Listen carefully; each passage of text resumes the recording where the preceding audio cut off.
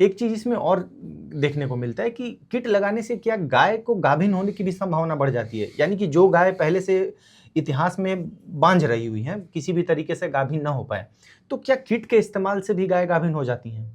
ऐसा है क्या?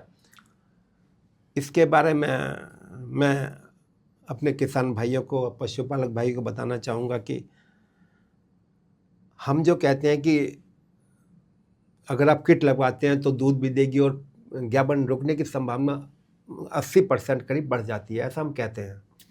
तो हम ऐसा कहते क्यों हैं, आपको ही जानना होगा। क्योंकि हमने क्या करा, जो पशुओं में बांझपन के कारण थे, जैसे मैंने आपको भी बताया कि बच्चेदानी हम ठीक करा लेते हैं, आपकी ओवरी ठीक करा देते हैं, और जो शरीर से उसको ठीक करा देते हैं, और पशु कोई बीमार है, कोई भी बीमारी उसको हम ठीक करा लेते हैं। जब सारी चीज़ तो हमने उसकी ठीक करा दी, तो उसमें बचा ही क्या है? अगर सही टाइम पे आपका जो एआई करने वाला है सही टाइम पे एआई करता है, तो उसको ज्ञापन रुक जाना चाहिए। हम क्यों कहते हैं कि 80% रिजल्ट है? कायदे में तो रिजल्ट 100% होने चाहिए ज्ञापन ठहरने के।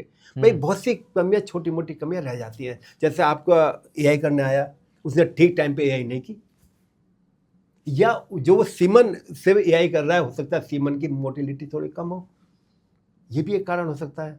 तीसरा ईश्वर का है। ईश्वर सबसे बड़ी चीज है। आप देखिए, हालांकि ये बात कहनी नहीं चाहिए, फिर भी मैं बताता हूँ आपको कि शादी के बाद कभी कभी बच्चे किसी के 10 साल बाद हो रहे हैं, किसी 4 साल बाद हो रहे हैं, तो 1 साल में हो जाना चाहिए। और ये समस्या तो बढ़ती है। तो मेरा मतलब ये नहीं, मेरा मतलब है कि कुछ समस्या ऐसी है जिसको हम जज नहीं कर पाते हैं। हम लगता है डॉक्टर दोस्त रहे में, डॉक्टर ने ठीक से यही नहीं की, फलाने की, डॉक्टर ठीक से यही कर गया। कभी कभी देखिए पशु बोलता तो है नहीं क्या बीमारी है, हम तो अपने आइडिया के आधार पर कर रहे हैं। आइडिया कभी कभी फेल भी हो सकता है, जरूरी नहीं है जो मैं सोच रहा हूँ वही बीमारी पशु में हो। बिल्कुल, तो ऐसा भी हो सकता है कभी कभी, लेकिन फिर भी आपको 80% रिजल्ट आपको मिलेंगे। 100 में से 80 का आपके गाभिन ठहर जाएंगे और 97 का आपके दूध देंगे।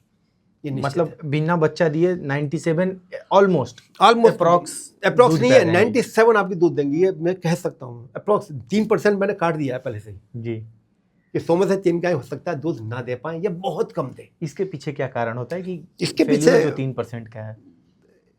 इसके पीछे जो कारण है जी रजनीश भाई की,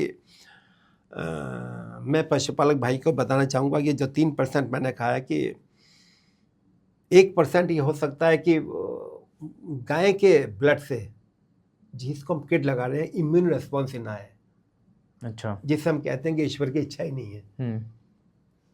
तो 1% ये भी हो सकता है, और 2% इसलिए हो सकता है जैसे कि आपके डॉक्टर ने बच्चेदानी को चेक किया, उसने वो चेक कैसे करता है आपको देखना ही है। वो पीछे से गोबर के रास्ते हाथ डालता है, उस पर झिल्ली होती है, झिल्ली से चेक करता है।